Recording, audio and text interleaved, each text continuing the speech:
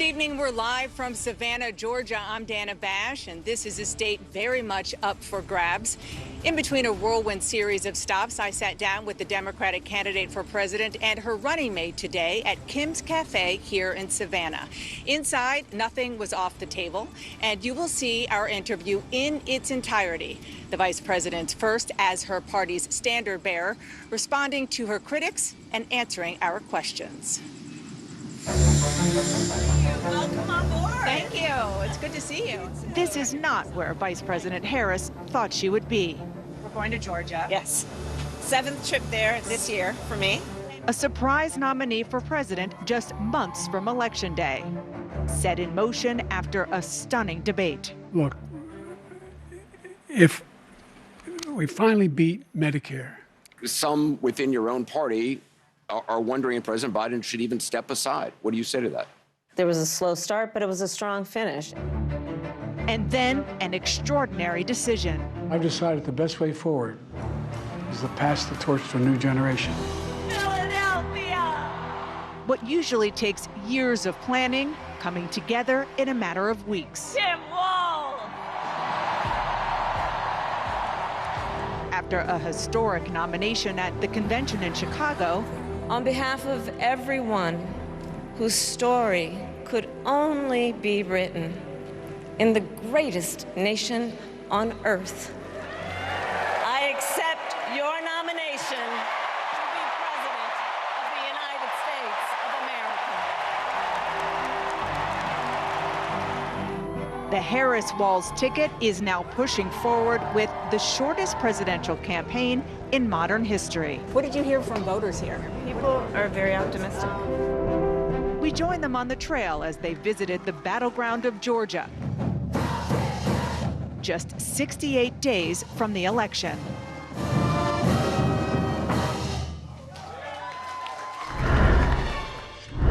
Madam Vice President, Governor Walz, thank you so much for sitting down with me and bringing the bus. The bus tour is well underway here in Georgia. You have less time to make your case to voters than any candidate in modern American history. The voters are really eager to hear what your plans are. If you are elected, what would you do on day one in the White House? Well, there are a number of things. I will tell you, first and foremost, one of my highest priorities is to do what we can to support and strengthen the middle class. When I look at the aspirations, the goals, the ambitions of the American people, I think that people are ready for a new way forward, in a way that generations of Americans have been fueled by hope and by optimism. I think, sadly, in the last decade, we have had in the former president someone who has really been pushing an agenda and an environment that is about diminishing the character and the strength of who we are as Americans, really dividing our nation, and I think people are ready to turn the page on that. So what would you do day one? Day one, it's going to be about, one, implementing my plan for what I call an opportunity economy. I've already laid out a number of proposals in that regard, which include what we're going to do to bring down the cost of everyday goods, what we're going to do to invest in America's small businesses, what we're going to do to invest in families, for example, extending the child tax credit to $6,000 for families for the first year of their child's life to help them buy a car seat, to help them buy baby clothes, a crib. There's the work that we're going to do that is about investing in the American family around affordable housing, a big issue in our country right now. So there are a number of things on day one. What about you? Well, I'm excited about this agenda, too. As I said, the idea of inspiring America to what can be. And I think many of these things that the Vice President's proposing are things that we share in values. And the child tax credit is one we know that reduces childhood poverty by 1/3. We did it in Minnesota. To have a federal partner in this, unbelievable, I think, in the impact that we can make. You talked about, you call it the opportunity economy. You are well aware that right now many Americans are struggling. There's a crisis of affordability. One of your campaign themes is we're not going back. But I wonder what you say to voters who do want to go back when it comes to the economy specifically. Because their groceries were less expensive, housing was more affordable when Donald Trump was president. Well, let's start with the fact that when Joe Biden and I came in office, during the height of a pandemic, we saw over 10 million jobs were lost. People, I mean, literally, we were all tracking the numbers. Hundreds of people a day were dying because of COVID. The economy had crashed. In large part, all of that because of mismanagement by Donald Trump of that crisis. When we came in, our highest priority was to do what we could to rescue America. And today, we know that we have inflation at under 3%. A lot of our policies have led to the reality that America recovered faster than any wealthy nation around the world. But you are right. Prices, in particular for groceries, are still too high. The American people know it, I know it. Which is why my agenda includes what we need to do to bring down the price of groceries. For example, dealing with an issue like price gouging. What we need to do to extend the child tax credit to help young families be able to take care of their children in their most formative years. What we need to do to bring down the cost of housing. My proposal includes what would be a tax credit of $25,000 for first-time home buyers, so they can just have enough to put a down payment on a home, which is part of the American dream and their aspiration, but do it in a way that allows them to actually get on the path to achieving that goal and that dream. So you have been vice president for 3.5 years. Yeah. The steps that you're talking about now, why haven't you done them already? Well, first of all, we had to recover as an economy, and we have done that. I'm very proud of the work that we have done that has brought inflation down to less than 3%. The work that we have done to cap the cost of insulin at $35 a month for seniors. Donald Trump said he was going to do a number of things, including allowing Medicare to negotiate drug prices. Never happened. We did it. So now, as I travel in the state of Georgia and around our country, the number of seniors that have benefited. I was in Nevada recently, a grandmother who showed me her receipts. And before we capped the cost of insulin for seniors at $35 a month, she was paying hundreds of dollars, up to thousands of dollars a month for her insulin. She's not doing that any longer. You maintain Bidenomics is a success. I maintain that when we do the work of bringing down prescription medication for the American people, including capping the cost of the annual cost of prescription medication for seniors at $2,000, when we do what we did in the first year of being in office to extend the child tax credit so that we cut child poverty in America by over 50%, when we do what we have done to invest in the American people and bringing manufacturing back to the United States so that we created over 800,000 new manufacturing jobs, bringing business back to America. What we have done to improve the supply chain so we're not relying on foreign governments to supply American families with their basic needs, I'll say that that's good work. There's more to do, but that's good work. I want to get some clarity on where you stand on some key policy issues. Energy is a big one. When you were in Congress, you supported the Green New Deal. And in 2019, you said, quote, "There is no question I'm in favor of banning fracking." Fracking, as you know, is a pretty big issue, particularly in your must-win state of Pennsylvania. Sure.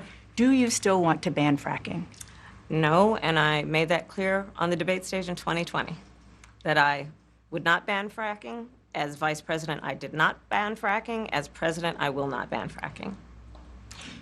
In 2019, I believe, at a town hall, you said you were asked, would you commit to implementing a federal ban on fracking on your first day in office? And you said, there's no question I'm in favor of banning fracking. So yes.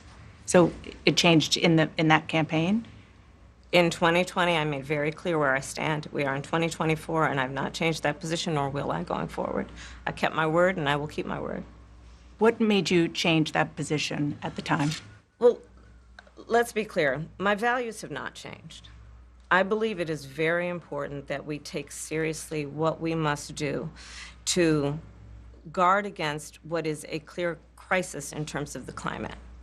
And to do that, we can do what we have accomplished thus far. The Inflation Reduction Act, what we have done to invest, by my calculation, over probably $1 trillion over the next 10 years, investing in a clean energy economy. What we've already done, creating over 300,000 new clean energy jobs. That tells me from my experience as vice president, we can do it without banning fracking. In fact, Dana, excuse me, I cast the tie-breaking vote that actually increased leases for fracking as vice president. So I'm very clear about where I stand. And was there some policy or scientific data that you saw that you said, oh, okay, I get it now? What I have seen is that we can grow and we can increase a thriving clean energy economy without banning fracking. Okay. Another issue, big one, is immigration. As vice president, you were tasked with addressing the root causes of migration in southern countries and Northern part of Central America. the northern part of Central America that affects the southern border of the U.S. During the Biden-Harris administration, there were record numbers of illegal border crossings. Why did the Biden-Harris administration wait 3.5 years to implement sweeping asylum restrictions? Well, first of all, the root causes work that I did as vice president, that I was asked to do by the president, has actually resulted in a number of benefits, including historic investments by American businesses in that region. The number of immigrants coming from that region has actually reduced since we began that work. But I will say this, that Joe Biden and I and our administration worked with members of the United States Congress on an immigration issue that is very significant to the American people and to our security, which is the border. And through bipartisan work, including some of the most conservative members of the United States Congress, a bill was crafted, which we supported, which I support. And Donald Trump got word of this bill that would have contributed to securing our border, and because he believes that it would not have helped him politically, he told his folks in Congress, don't put it forward. He killed the bill. A border security bill that would have put 1,500 more agents on the border. And let me tell you something, the Border Patrol endorsed the bill. And I'm sure in large part because they knew they were working around the clock, and 1,500 more agents would help them. That bill would have allowed us to increase seizures of fentanyl. Ask any community in America that has been devastated by fentanyl what passing that bill would have done to address their concern and a pain that they've experienced. So you would push that legislation again. I just want to ask Not only about push it, I will make sure that it comes to my desk and I would sign it. just one other question about something that you said in 2019 when you first ran. There was a debate. You raised your hand when asked whether or not the border should be decriminalized. Do you still believe that? I believe there should be consequence. We have laws that have to be followed and enforced that address and deal with people who cross our border illegally, and there should be consequence. And let's be clear, in this race, I'm the only person who has prosecuted transnational criminal organizations who traffic in guns, drugs, and human beings. I'm the only person in this race who actually served a border state as Attorney General to enforce our laws, and I would enforce our laws as president going forward. I recognize the problem. Generally speaking, how should voters look at some of the changes that you've made, that you've explained some of here in your policy? Is it because you have more experience now and you've learned more about the information? Is it because you were running for president in a Democratic primary? And should they feel comfortable and confident that what you're saying now is going to be your policy moving forward? Dana, I think the most important and most significant aspect of my policy perspective and decisions is my values have not changed. You mentioned the Green New Deal. I have always believed, and I have worked on it, that the climate crisis is real, that it is an urgent matter to which we should apply metrics that include holding ourselves to deadlines around time. We did that with the Inflation Reduction Act. We have set goals for the United States of America and by extension the globe around when we should meet certain standards for reduction of greenhouse gas emissions, as an example. That value has not changed. My value around what we need to do to secure our border, that value has not changed. I spent 2 terms as the Attorney General of California prosecuting transnational criminal organizations, violations of American laws regarding the illegal passage of guns, drugs, and human beings across our border. My values have not changed. So that is the reality of it. And 4 years of being vice president, I'll tell you, one of the aspects to your point is traveling the country extensively. I mean, I'm here in Georgia. I think somebody told me 17 times since I've been vice president in Georgia alone. I believe it is important to build consensus, and it is important to find a common place of understanding of where we can actually solve problems. On that note, you had a lot of Republican speakers at the convention. Will you appoint a Republican to your cabinet? Yes, I would. Anyone in mind? Yes, I would. No one in particular in mind. We got 68 days to go with this election, so I'm not putting the cart before the horse, but I would. I think it's really important. I have spent my career inviting diversity of opinion. I think it's important to have people at the table when some of the most important decisions are being made that have different views, different experiences. And I think it would be to the benefit of the American public to have a member of my cabinet who was a Republican. That was just the start of our wide-ranging conversation, and we have some never-before-shared details about the phone call that changed everything between President Joe Biden and Vice President Kamala Harris. I'm just curious, staying on President Biden, when he called you and said he was pulling out of the race, what was that like? And did he offer to endorse you right away, or did you ask for it? It was a Sunday, so here, I'll give you a little too much information. Go for it. There's no such thing, Madam Vice President.